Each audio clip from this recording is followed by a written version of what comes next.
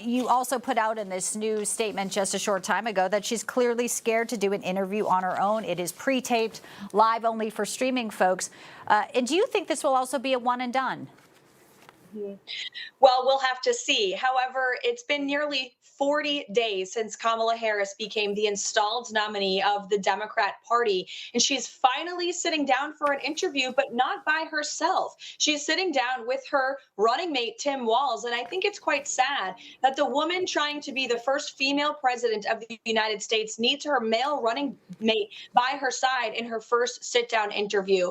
Now, CNN recently did an interview with President Trump's running mate, Senator J.D. Vance. It was a robust discussion. It was rather hostile, but Senator Vance handled it like a champ, took on those tough questions. And CNN has a responsibility to ask the same type of tough questions to Kamala Harris about her policy, her record, and why is she promising to fix all of the problems now that she has created over the past 3.5 years? And how can voters trust her to really do anything differently? Caroline, we don't know what the questions will be. We know, again, Dana Bash sitting down with Harris 3 times before 2020 after being named Biden's running mate. And then she sat down with Kamala in 2021 after her first 100 days in office. This, again, her first interview she gave to Bash since Roe v. Wade was overturned. And, you know, Tim Walz being there is one thing. You also had a little dust up with CNN when you were talking about their previous comments. Dana Bash has been somewhat of, many say, an apologist for Kamala Harris, saying she was not the border czar. But we all remember when they unceremoniously told you to stop talking when you were just stating some facts that they had stated. What's your biggest concern about this interview and the fact that it is with such a friendly network?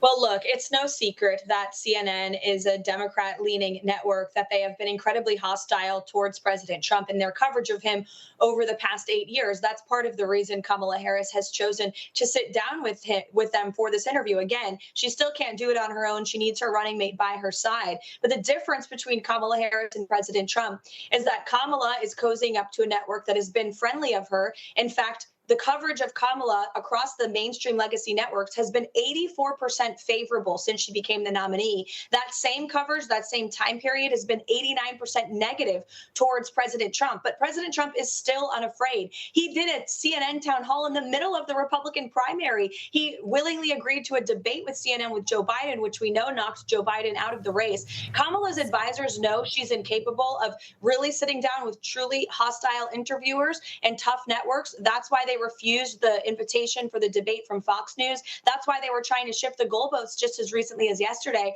with her debate on ABC on September 10th, which is now happening as planned. And not even just hostile, just fair, just sort of unbiased. But I guess that's really hard in this media landscape. I want to play Tim Walz in Boston. I know you have New England roots like me. Here he is pandering to the unions today just a short time ago. When Vice President Harris and I win this election, we'll have your back just like you've had ours this entire time. Speaking of firefighters, I found that interesting. You know, we all remember he let the BLM protesters let the city of Minneapolis just burn, even a police precinct. And then on TikTok, there's this recent clip of him. He sat down with someone saying it's about gutters or the hardest part of home ownership.